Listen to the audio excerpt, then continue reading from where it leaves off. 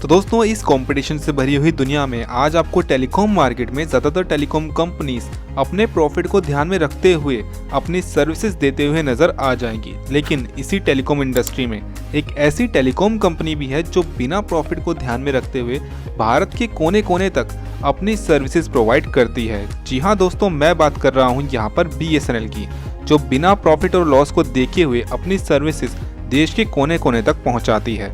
इसका recent example आपको देखने के लिए मिल जाएगा, जिसका अपडेट आपको BSNL एम्प्लॉय यूनियन की साइट पर भी मिलेगा, जहां पर उन्होंने कहा है wherever flood, cyclone, earthquake and other natural calamity struck the nation in the past, it was BSNL which came to the rescue of the people and not Jio and Airtel. तो यहाँ पर कहा गया है कि जब भी पास्ट में भारत को किसी फ्लूड, साइक्लोन या अर्थक्वेक या किसी भी दूसरी नेचुरल कैलेमिटी ने हिट किया है, तो उस समय में BSNL ने ही आगे आकर देश के लोगों की मदद की है।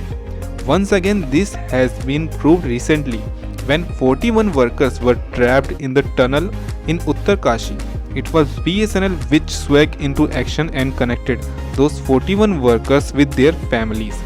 तो रिसेंटली जो इंसिडेंट हुआ था, जिसके बारे में आप ज़्यादातर लोगों को पता ही होगा, जहां पर उत्तरकाशी में जो टनल ढह गई थी, उसमें 41 वर्कर्स जो है उस टनल में ट्रैप हो गए थे, वहां पर फंस गए थे।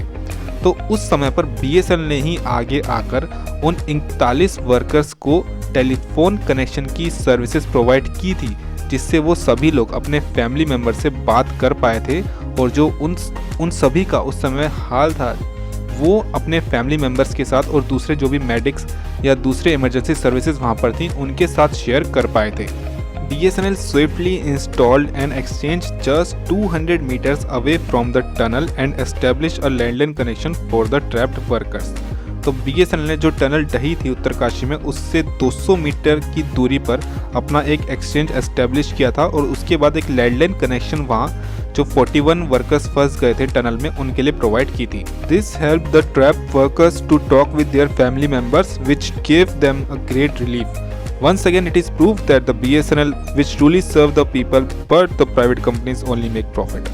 तो यहाँ पर ये भी कहा गया है कि जो ट्रैप वर्कर्स उस टनल में फंस गए थे, वो अपने फैमिली मेम्बर से बात कर पाए और उनकी जो कंडीशन थी उस समय पे वो शेयर कर पाए, जिससे उन्हें बहुत ज़्यादा रिलीफ वहाँ पर हुआ। तो ये चीज़ प्रूव करती है कि BSNL आज भी ट्रूली भारत के लोगों को सर्व कर रहा है बिना कोई प्रॉफिट और लॉस देखे हुए।